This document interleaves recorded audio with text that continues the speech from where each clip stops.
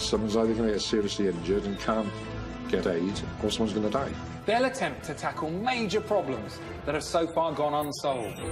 I think I've created something really new and possibly revolutionary. The potential of this is massive. Fingers crossed nothing cracks or explodes. This week, they'll help a photographer with a life-threatening condition. I already bring attention to myself with my bandages.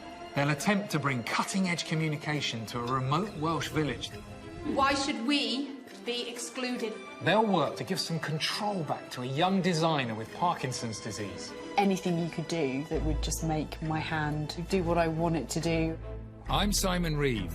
Over the next 9 months, I'll be working with this brilliant team. If they succeed, they could change these people's lives and the lives of many more.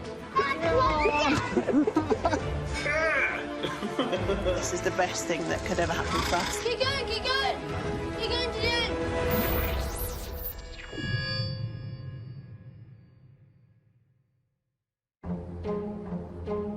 it! Our team's base is in East London.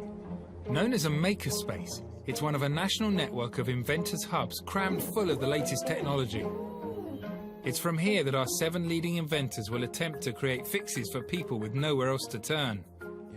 I'm really excited about what we're going to learn. I can't wait to meet these people. The team includes a director from Microsoft, engineers who worked at Dyson's Innovation Labs, award-winning designers who've built everything from ambulances to earthquake sensors. Yeah, right, let's get our sleeves rolled up and get stuck in.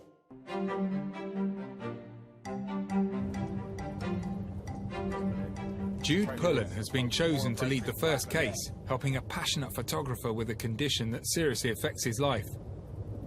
Have you always been a maker? The first thing I remember, because there's a photograph of it, is I made a hotel for birds.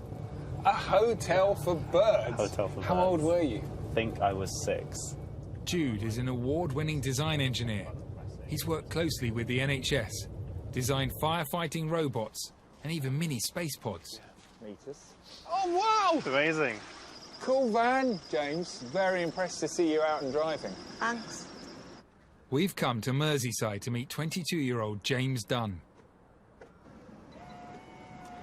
Can you tell us a little bit about your condition, James? Yeah, so it's called epidermolysis bullosa, and it's a genetic skin condition which causes my skin to fall off and blister and scar with friction.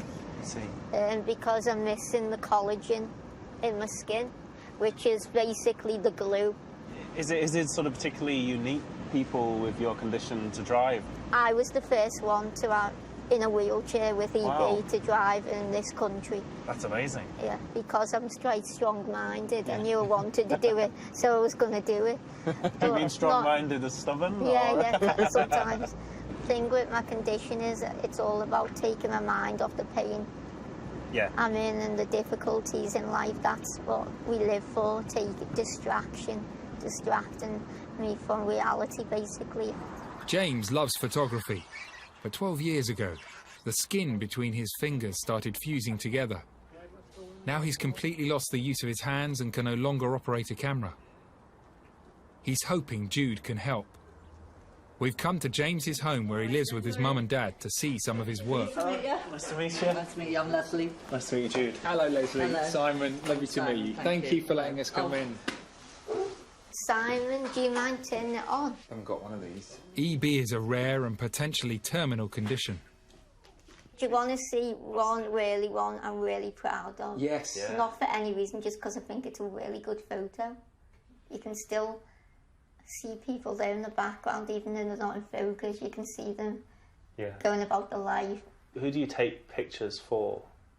Mainly myself and memories. I think memories are important because obviously with the terminal illness, you're not going to live a full life. It's going to be a short life. So while I'm here, it's about having fun, making memories and leaving something behind, like leaving memories for other people to look at. And Do bandages? yeah.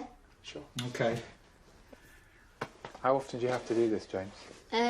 Every other day. I know he's going to feel a lot better afterwards. So I think that's what keeps me going. James is in permanent chronic pain. He wears protective dressings all over his body to prevent blisters which can cause infection and skin cancers. Sorry. It's okay.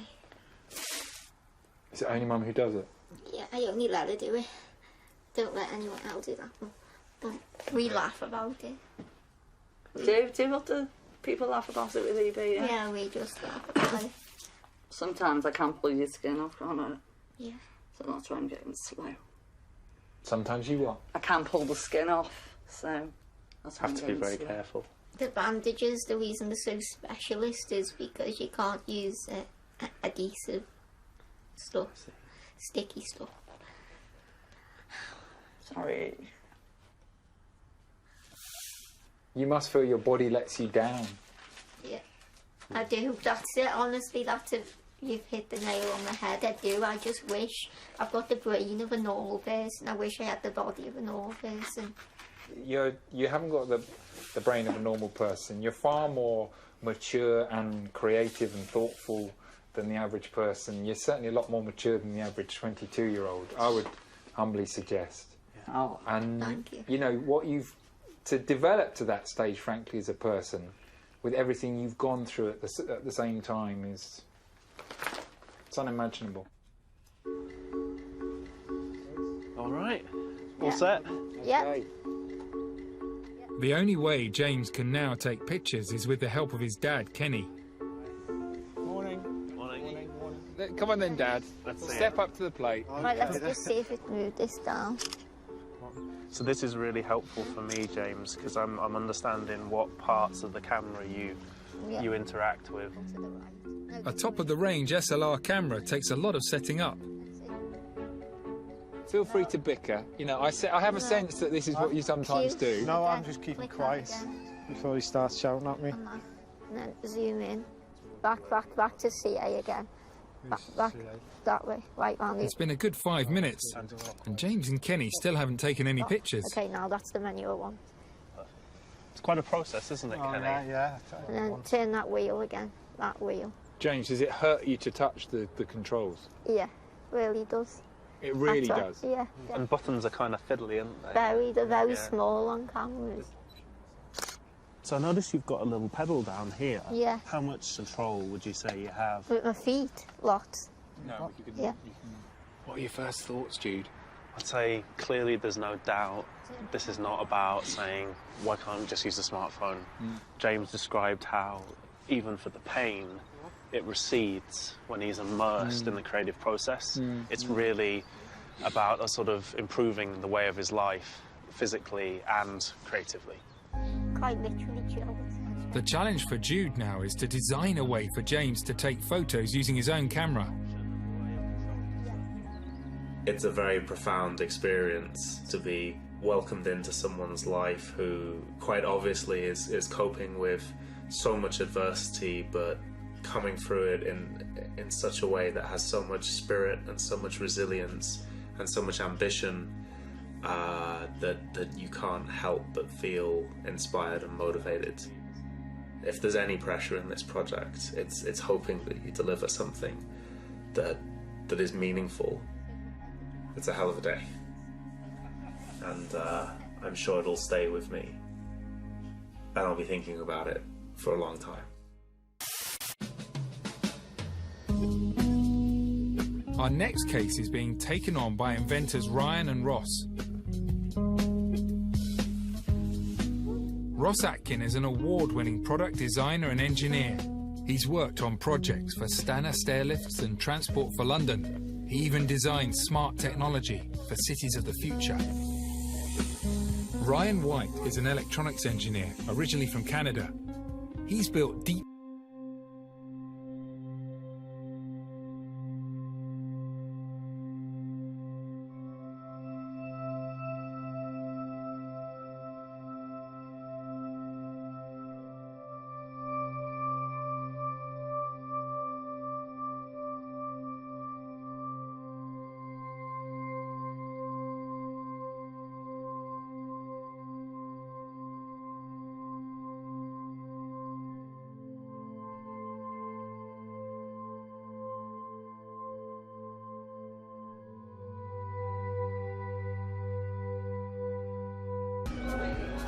We've called a meeting with the residents in the village hall. Who here has a mobile phone? Who here has a mobile phone that actually works regularly and you can rely on? Who can make a call right now? So almost everybody has a mobile phone, but only 3 people, I think, have one that actually works. Whose landline does not work regularly per year? Wow. Yeah, that's a big one. That's very little. Do you get angry about it? Frustrated, I think, isn't it, really? It's frustration rather than anger. I have to contact my carer. I do need her to have a line I can reach her at any time. Who needs the internet? It's the things like, for my daughter here, she's 9, and my family are getting older. Homework. I can't get online for basic information about Victorians a couple of weeks ago. I can't do that. And that's not helping my children's education. Increasingly, there's a lot of things you have to do that you can only do online. But when you look at the rest of Britain has it, why should we be excluded from that? With the meeting over, we head out to investigate. The first problem here is the landline. The infrastructure was built an age ago. It definitely can't support the internet, and the villagers are struggling to make phone calls with it. Mrs. Bucknell has experienced the problems firsthand. It happened once when we were flooded. What did you do? We had to wait for people to come down, and we says, well, we haven't got a phone to tell anybody, you know. Water was all round us and just coming through the front door. Oh, my God. Yeah. Oh, wow. The first issue is the landlines. But the team can't just lay new phone cables because the cost is enormous. Second is mobile phone reception. Welsh hills and the lack of phone masts mean it's often nigh impossible to get connected. Challenge number 1 would be my daughter Ellen. That scares me more. Mum Amanda thinks it's putting her children's health at risk. About 2-year-old, we had what they thought at the time was an asthmatic attack, which now has been proved to be an anaphylactic reaction. Oh, wow. Within an hour after a nap, we had breathing difficulties and various things had to be rushed. We've had to go into hospital. We've relied on an air ambulance. We're under the care of a dermatology, a paediatrician and an ophthalmologist, aren't we? So we rely quite heavily on where are they communication. located? But the biggest issue for many here is the internet. Internet connection. It is just pathetic, I'm sure. People need the internet for paying taxes, shopping, homework. But broadband internet is almost non-existent here. What should be done in 10 minutes will take him 3/4 of an hour. The village of Staylittle is not alone. For big phone operators, small villages are just not a commercial priority. Shall I call my mum? Yeah, you call your mum, come on. You got a tone? It doesn't sound like a phone network. No, I think it's... Why does it say email, text, phone? And it's a sticker that someone's put on there. I mean, is it a joke? In fact, there are 80,000 not spots across the UK, affecting millions of people. It's an enormous issue for rural businesses and households across the country. We head to London to report back to the rest of the team.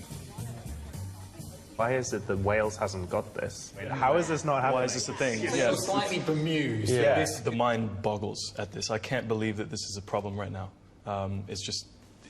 Why? How? It's such a small island where we are. Even in Australia, we have phone booths with solar panels on top in the middle of the desert. I mean, back in Canada, tiny coastal communities, similar to this, less than 100 people live there, and it's still there, and it works, and it's reliable all the time. In fact, all of Staylittle's communication problems can be solved if they have the internet. Villagers can surf the web and make phone calls over the net. But how will the team bring the internet to a remote village? Around the world, tech companies are spending millions tackling the same problem. Google have tried floating huge balloons over New Zealand to create a wireless network. Facebook have been flying vast solar-powered internet drones. The team's budget doesn't extend quite that far, but can they come up with something better?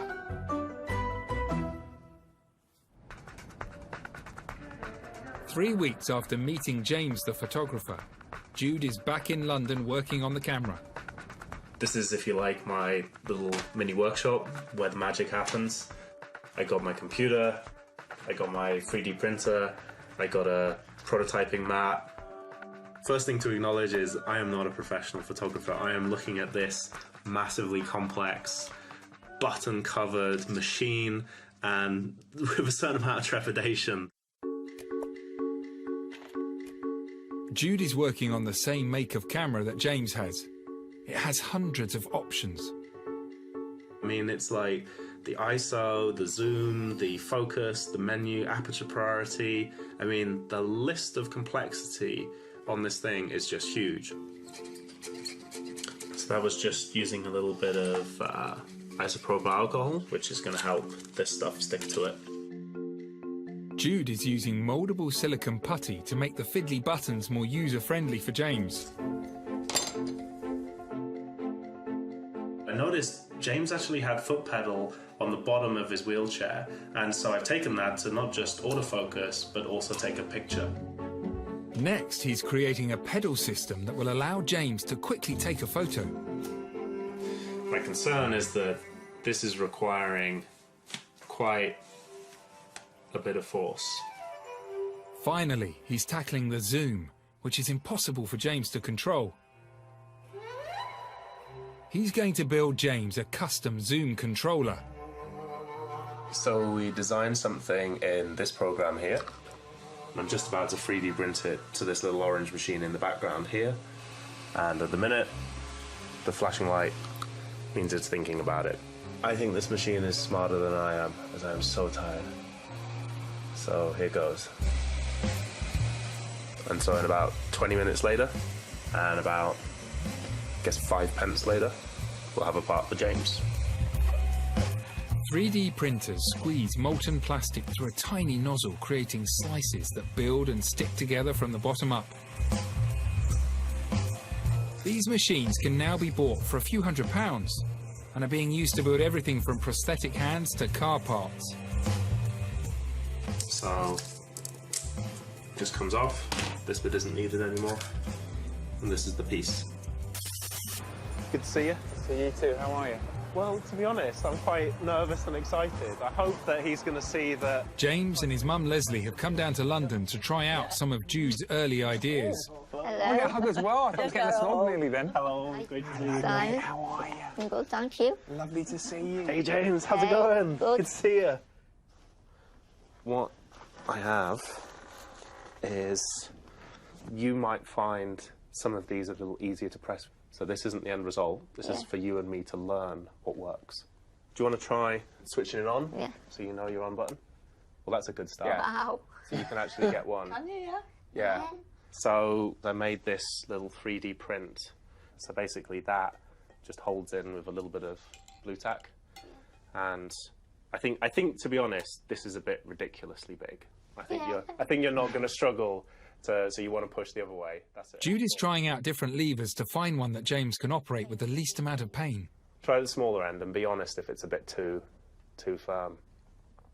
That's firmer than the other one. So that's the middle. Still a lot of pressure.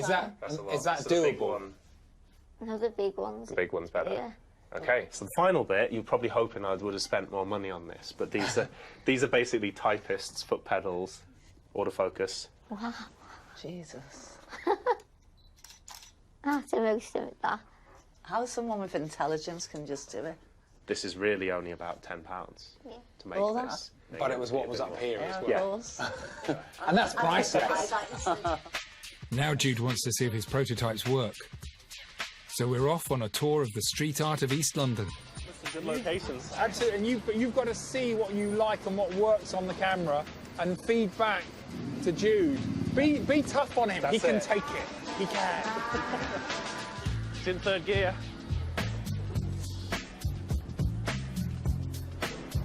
That's cool. And so is that. That is fantastic. Wow. Look at that. Oh, you got a nice shot there. See, I thought that was good. I don't know if this is possible. A photographer doesn't always take pictures in landscape. Oh. That is an extremely good point. Yeah. Sometimes he wants to turn the camera. The battery on the camera keeps dying, and James is unable to change it himself. Yeah. Off of it. So we should give the screen a rest, because I think that uses a lot of battery. I do want it to like look like the part as well, like with big things sticking off the camera and that. It doesn't look great. So like, if that sounds harsh, doesn't it? No. I already bring attention to myself with my bandages. So give it a score out of 10, and then we can check again. I can't possibly do that. I'm not. Definitely above 5 because I can use my camera. Above 5, yeah. Right. Simon, you're too straight. At the moment, James can't rotate the camera. Some of Jude's additions are too bulky, and the batteries are running out far too quickly. There's a lot of work to do. The thing that is, you know, to be honest, a little bit scary is that James isn't no pushover, and I'm going to have to really work to take it to the level that he's genuinely really impressed with, and that he's be able to immerse himself in the art form.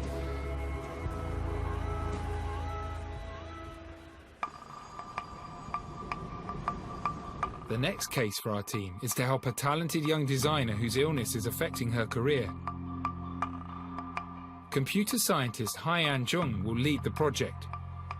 Her work includes designing cutlery for disabled people and even panic buttons for use in hostile environments.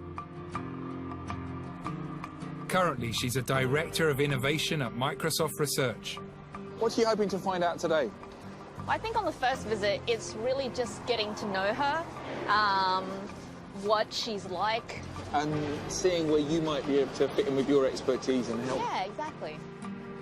So what are you doing? We've come to a busy design agency in London to meet 32-year-old Emma Lawton, a successful graphic designer.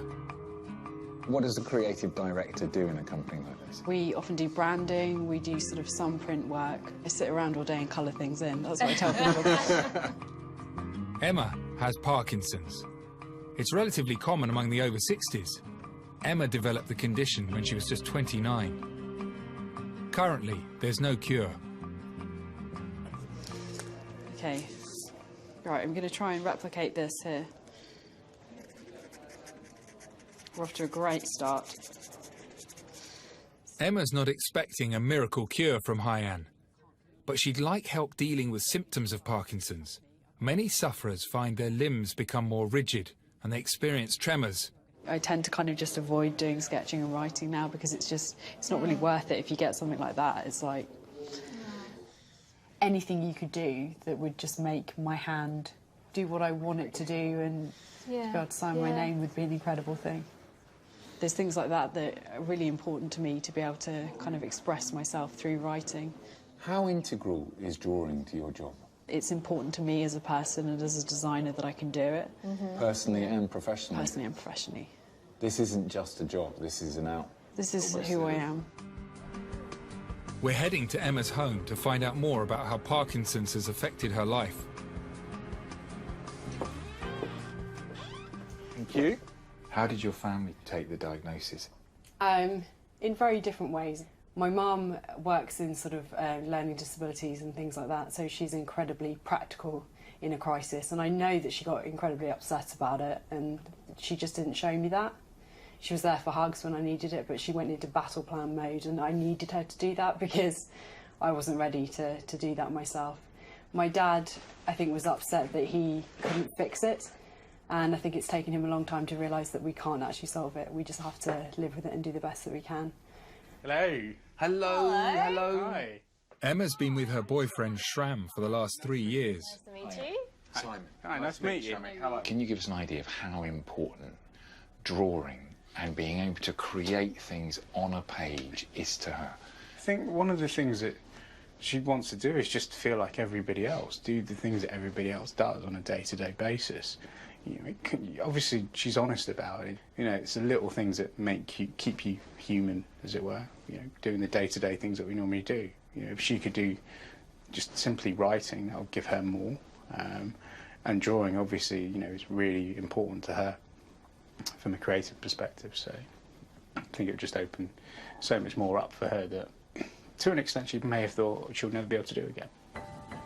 Over the next 2 weeks, Haiyan juggles her full-time job and her newborn baby with researching solutions that could help to get Emma writing and drawing again. So I met with this really interesting Oxford professor of physics who I was chatting with about this particular challenge with Emma. Hyann experiments with pens that are adapted to reduce tremors, but they're not quite good enough for what Emma needs. So she starts developing her own ideas. I've got a whole bunch of experiments to try out. She's invited Emma to her office in Cambridge. So it's all super rough, so I'm not that's expecting cool. any answers. Just sort of, I just want to kind of observe you doing more different kinds of writing and drawing. This is a pantograph. It is a children's toy, but it's also a professional design tool. Yeah. I've tried to cheat a little bit by adding in slightly more rigid hinges, so that it's trying to dampen clever. your movement a little bit. So, I mean, I don't know. Let's try it. First, she tries to steady Emma's hand by increasing the drag of the pen. It's actually probably magnifying the shakes. You would think it would dampen it down, but it actually sort of magnifies it. Let's move on to something much more experimental. Well, it started out with thinking about this phenomenon that happens when a magnet is rolling off an aluminium surface. Okay. So it does weird things like this. Sliding. Because basically an opposing magnetic force is being created around the magnet, so it's just slowing down the slide. Then she uses magnets to create a resistance. You know, if we slide... Can I start over this way a little bit, or is that... Yeah, sure, just slide it around. Yeah? Yeah. Mm-hmm. This writing pad comes with me to just, like, hold the magnet underneath. Oh, sorry. Okay. What did you say? Don't lift the pen. Yeah. But at the end of the tests, Emma's control of the pen is still poor. How do we even just begin to help her overcome this particular symptom of her tremors and helping her be able to regain her writing ability, her drawing ability? You know, I don't think we're ever going to get that back 100%. You know, my challenge is I mean, it's immense. Back in London, Jude has been adapting James's camera. For the last 3 months, he's spent every spare moment working on it. So, this is a new piece of kit for me. This is a power converter. First, Jude wants to power the camera directly from James's electric wheelchair, so the camera battery will last for as long as James is out and about.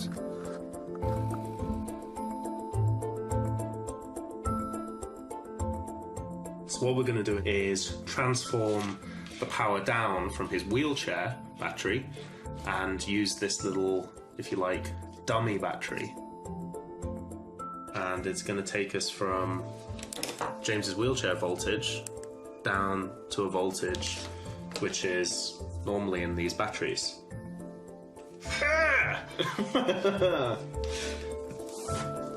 He's abandoning the clunky manual levers he's designed, and instead he's building a remote control zoom. That is an aerial, a Bluetooth module. He turns to electronics expert Ross for help. And what we're going to do there to control it is use this little computer called an Arduino. Together they write a computer program to control the camera's zoom from a phone or a tablet. So then, yeah, click open. Right, you've built an app, Jude. So if we press this, go one way, and if we press this, go the other way. So I've been trying to work through the gear ratios. Gear design is pretty complex. He then plans and 3D prints new supports, gears and casings for the final design.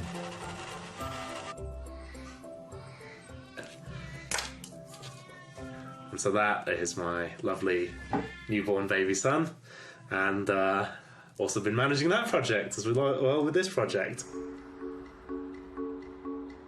And when the build is finished, it's time to deliver the final camera design to James.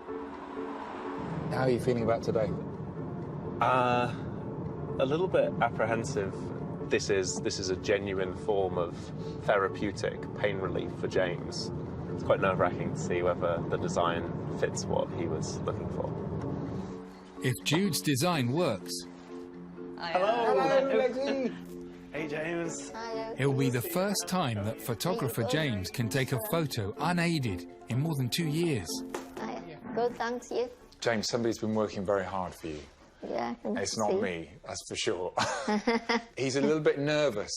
There's many things I'd do differently, but I still think it's really going to change the game for you. And so I'm excited. So let's get it out. This. Come on, I'm very so this excited to see, aren't you, James? Yeah. So this is I think we need to get it all out. and This have is a the look. drive unit, and so you see this little board been designed just for you. This new system will allow James to control the camera from his tablet computer without causing him any pain. It's going to look so cool, Simon. I'm totally with you. I can't wait to see. It looks like futuristic and techy. He's too modest to say. He has created an app for you. In the App Store, you have an app, basically. In the App Store? Yeah. James can now zoom, focus, and take pictures independently through an app especially designed for him called Zocus. And we've tried to make it so it isn't lots of draggy movements, because obviously your skin doesn't want to have to slide all day. That's going to get painful. You know, when we were out on the shoot, we were running through the batteries really fast. Very quick, yeah. Nice thing is you can power this 24/7. Nice. My gosh, what have we got here? Look it looks like so futuristic. Oh my goodness, James. Does that mean I'm made redundant then? Thank God, yeah. Right, James, Let's hope please, so. please. No. Sorry. Oh God, thank you. Thank you so much. It's okay. Oh, you're amazing. Cheers. Thank you. Oh my You God, crying? James. What are you feeling, I just- Leslie? I don't know. It's nice that people have taken time out to help, Right. and that he will be able to have his own independence again, doing something he loves. That thing is, when he's doing his photography, his mind does go blank to his pain. Feels amazing, like it's life-changing. Yeah, I can't thank you enough. And I'm so proud of him, but, you know, when he's going to be out photographing all the type of things he wants to do, and he comes back, shows me the pictures, oh, I can't wait. I really can't wait. It's going to make his life so much better. Thank you. Yeah. That's it.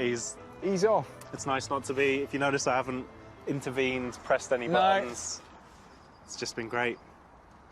Yeah, you've done something really, really magnificent. It's just amazing to see it working now. Things you know you're doing it for the right reasons, so you just keep going, and it goes wrong, and you restart it and try it again. And you talked very movingly at one point about how you loved photography because it gave you a chance to leave a legacy. Yeah, Is that what this is going to enable you to do? yeah, memories, as I've said in the past about my pictures, and I want people to remember that this is what I enjoyed and this is where I found my happiness. And You can sort of curate what you want other people to remember you by. yeah, definitely. And that'll be amazing.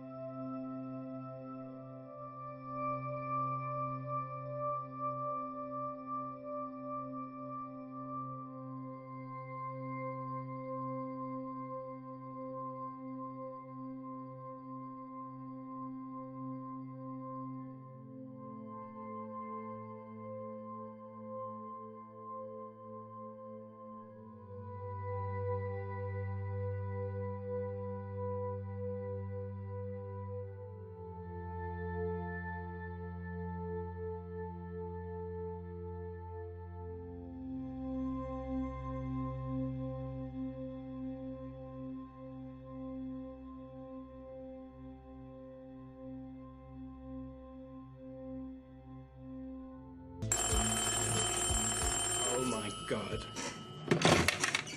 Hello? It's working. it's actually working. That's so cool. I've basically built a phone network. But first, Ross and Ryan must persuade the villagers to let them install their potatoes. Morning. Good morning, everybody. A lot of the kit they're working with is cutting-edge technology. So, Ross, why don't you explain this? The underlying bit of infrastructure is this. It's got an amazing name. It's called a mesh potato. You're not dependent on a telecoms company to install it and maintain it. You switch it on, and it connects to any other mesh potatoes that it can see. In the back of them, they have a port that says phone. So I've got one here. Some of us remember those phones. So basically, you need to pick it up first, man. Yeah, I know. Good. Well, thank you. So I pick it up. Does the dial not turn? Very good. Hey, Ryan. How's it going? What's going on, man? Yeah, I'm cool. How you doing? Yeah, good. He's from Canada. It's great to speak to you. So, are you willing then that we could all connect up and phone each other when the landlines went down, so that if somebody was ill, they could phone them? See, that sounds like a brilliant idea to me. That's what I was really, really hoping you'd say. That's the other question. This is connecting us all together here. Yeah. What about connecting to the big, wide world? What we're proposing as a network that we want to build can grow. It can grow to include people that are further away from the village, and it can also grow eventually to places where there is a decent internet connection. You're talking about connecting people up within the village and then connecting the village up with the outside world. Is that fair to say? Exactly. At this stage, you don't really know what is capable with the kit. So you don't know. You're going to try your best, but... We're going to do some tests tomorrow. There are limitations in what we can do. 18 homes sign up to Ryan and Ross's plan to establish a localised phone and internet network. We're having fun. This is a fun thing. What I love about it is it's so democratic. It's like we are literally building a telecommunications company, basically, a full telecommunications infrastructure. With building and everything. With, like, you know, stuff that you can just buy for, you know, tens of pounds. Like that's amazing. How are you going to resolve that really crucial element, which is getting the internet into the community? So we need to find out where around here we can get decent internet connection on the cellular network. And then pipe it in some way from there to here? Yeah. To bring the internet to the village, just one mesh potato needs to be connected to a strong cellular internet signal. That signal can then be shared with everyone in the network. So we're going on a hunt to find the strongest signal in this vast valley.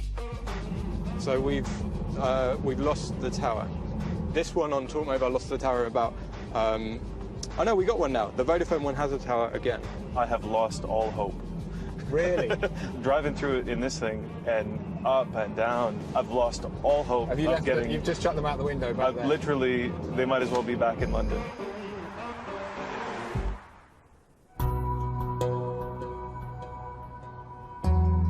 The team are back in London, talking through the ideas to help Parkinson's patient Emma deal with her tremors. Design director, creative director, for goodness sake, and she can't express herself the way that she wants to. It must be so difficult. I think we all would love to support her and help her maintain that optimism. Yeah. Absolutely. I mean, we live in a very technological age, but I still carry a pen and paper with me everywhere I go and use it every day. Hyan has been researching what's on the market already for Parkinson's patients. Have you guys recently seen this project where someone's made a spoon? It actually counteracts the tremors you get from Parkinson's. So the spoon actually vibrates in opposition to how your hand might be shaking, and therefore it is steady. It applies an opposite force to your tremors. So it keeps soup on the spoon. Exactly. Taking inspiration from the spoon, Hyan goes away to experiment with vibrations.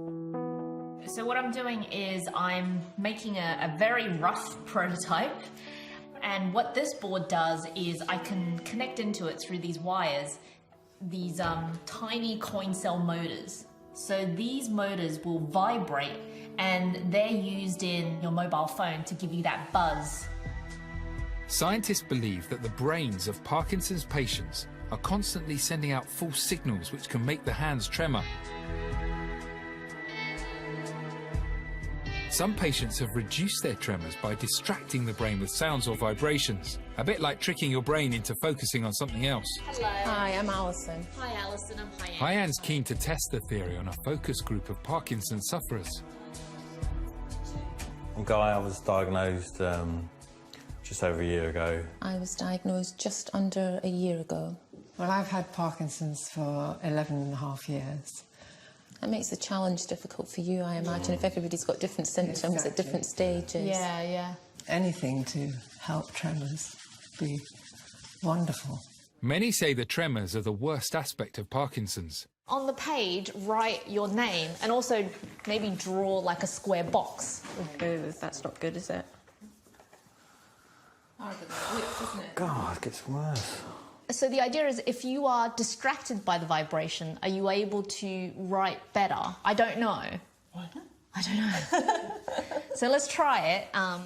There are 6 vibrating motors embedded in the wristband, and Hyann can adjust the speed and strength of each one.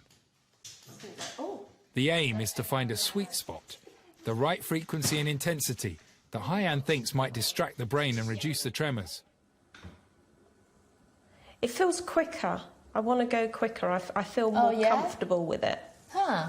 But I don't know if the end result is that much better.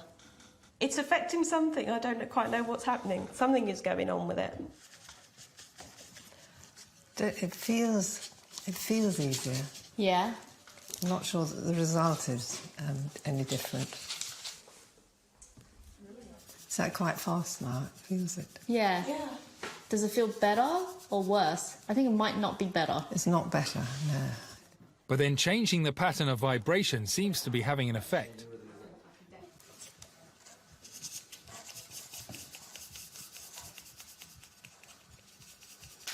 Yes, as Gaynor said, it feels you can go a bit faster. Do you think it's about changing the rhythm on the vibration? Might be changing the rhythm. I mean, the pulse would have to be adapted to each person, I presume. Right, yeah. That's interesting. I think there's certainly potential there. Yeah. I personally think that what this is doing is it's short-circuiting whatever feedback loop there is between the brain and the hand that's causing the tremors. So it's sort of injecting in there some white noise that's causing the brain to stop sending those signals to continue with the tremors. I mean, that's what I think. So it's just really, I think I'm onto something, right? I'm onto something.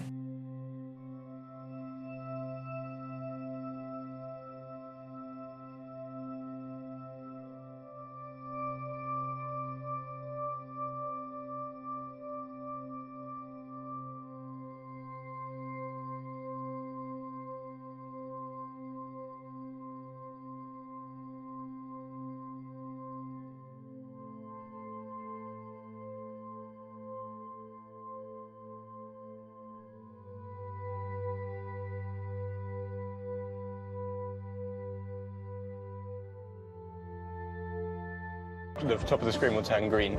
We've got the model here as well. So right now we're about here. Their homemade app will notify them every time they get lucky. Ah. Hang on. I'm getting nothing. I'm getting something.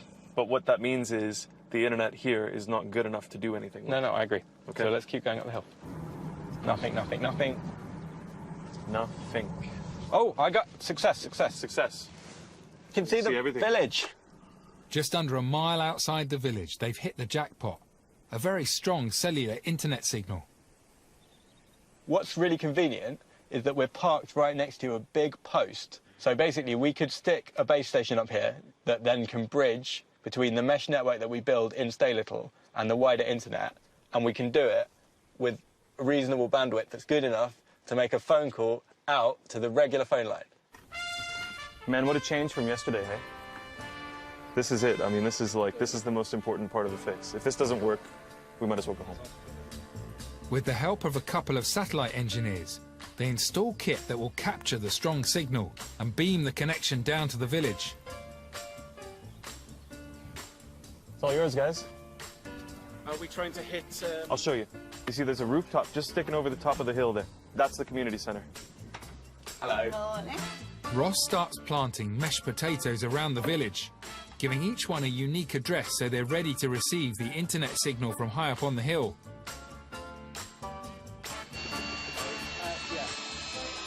Signal strength is 100%, man.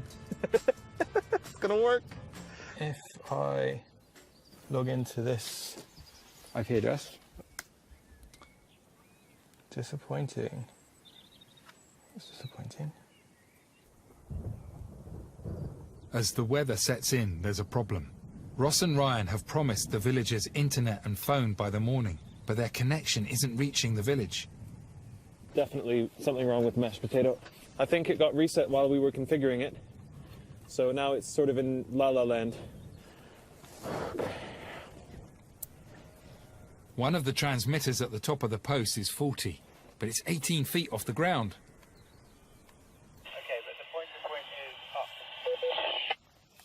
is up. Up as in very high up, so if it's not working, we're screwed. Can't feel my hands. Nothing works. I'm cold. It's windy. And Russ keeps talking to me and he's really happy. Sheep is looking at me. What do you want? Internet? I'm working on it, all right?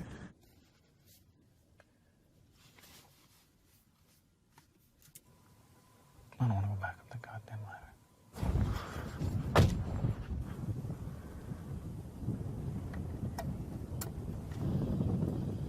Oh.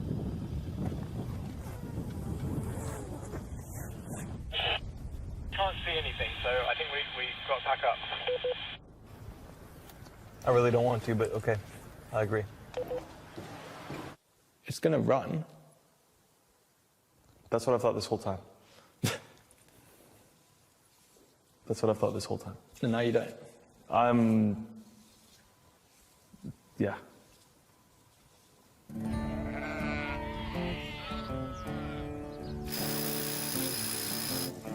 The next morning, I join Ross and Ryan for a grand unveiling of Stay Little's cutting-edge communication network.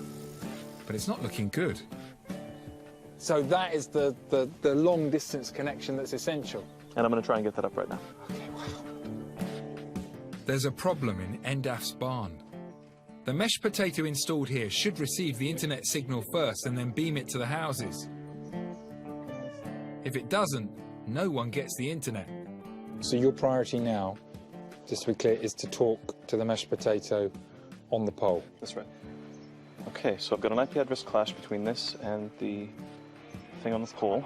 It's just difficult. It's just really friggin' difficult. We're on 12, Ross. Copy that. Our nano station is on 12. I see you. Awesome. Wicked. Well done, Ryan. What have you done? I got Google in the barn. He's done it! He's just accessed the internet and he's got a web page. There you go. All right, I'm looking for the Wi-Fi. Come up almost immediately. Palace wall scaled by convicted killer. That's impressive. That is impressive. This is actually working. Thanks very much, guys. Okay. Oh, man hugs. Hello. Congratulations. Well, congratulations to you as well, man. Nice work, dude. So well done. Yeah, right on, man. Yes. I'd say have a lie down in the sun and have a rest for a bit, but you haven't got time. With the system now live, Ross and Ryan begin visiting the residents to deliver phone lines and the internet. Your phone line here is actually down, right? Yeah. You haven't been able to call your mum for a couple of days? No. And this will be the first time you're calling her? That's right.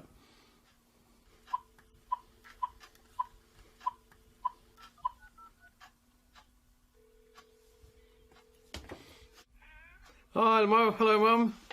It's David. No, I'm not ill. No. Okay. It's top of the world. It's fantastic. Over the moon with both of you.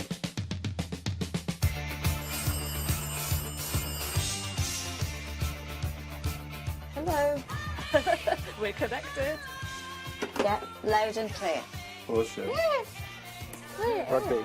Here you go, look. Can you see? Yeah. Hello, Marion. This is Neris here. I'm ringing you with a new system, and it's great. It's working. So, can you see we've got just a little telecom? Oh, yeah. Very impressive. Very impressive. Hi, Martin. Oh, hooray! It's been really, really hard. It's been a bit scrappy, but it's fundamentally the key elements are in and working. What's the cost per household? Round about £100 per household. Oh, that's not too bad. That's for the kit. For the kit. That's just for the And what kit. about the ongoing costs? It's going to be about 15 or 20 quid per household per year. Wow, that's cheap for an emergency backup phone service and basic access to the internet. That's pretty good. That's astonishing. Group hug.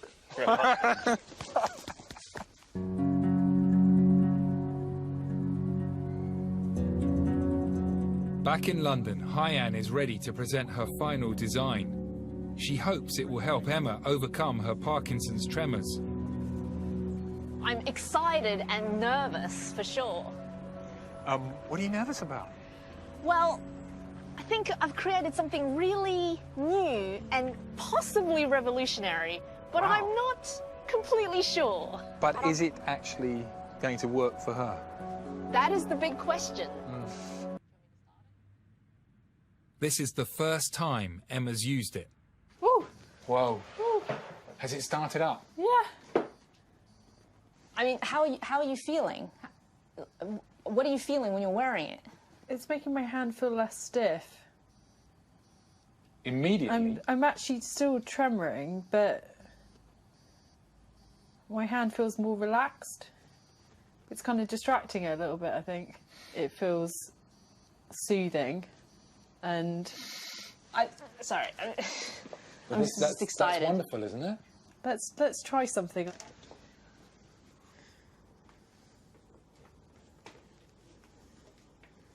Jesus Christ. Oh my God.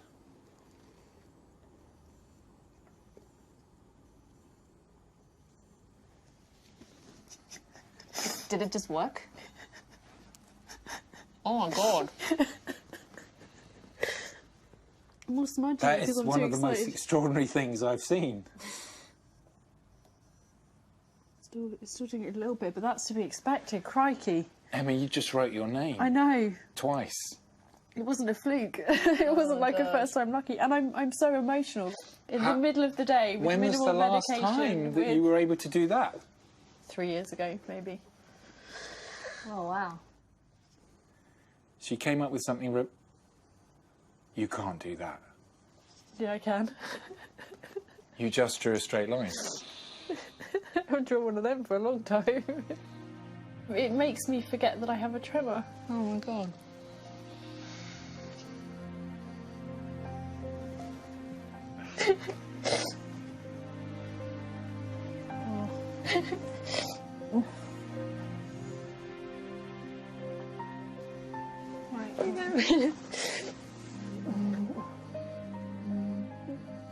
It's probably vibrating on your knee now, isn't it?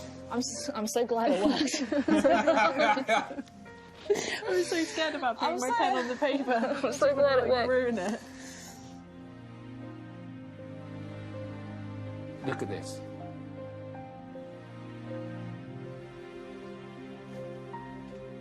Oh my God. Hyan thought this might help. It might Like be. 10%, like 20%. This is like, I think this is 80%. I was going to go up to 90. Jesus. Who are you going to call first? My mum. I've actually just written my name for like the first time in ages. So what happens now? Does she get to keep it? Well, yeah. Mum, it's called the Emma. Oh, brilliant. It's got my name on it. And it comes with interchangeable faces and wristbands so I can change the colour. Little sequins. It's the old Emma. So important.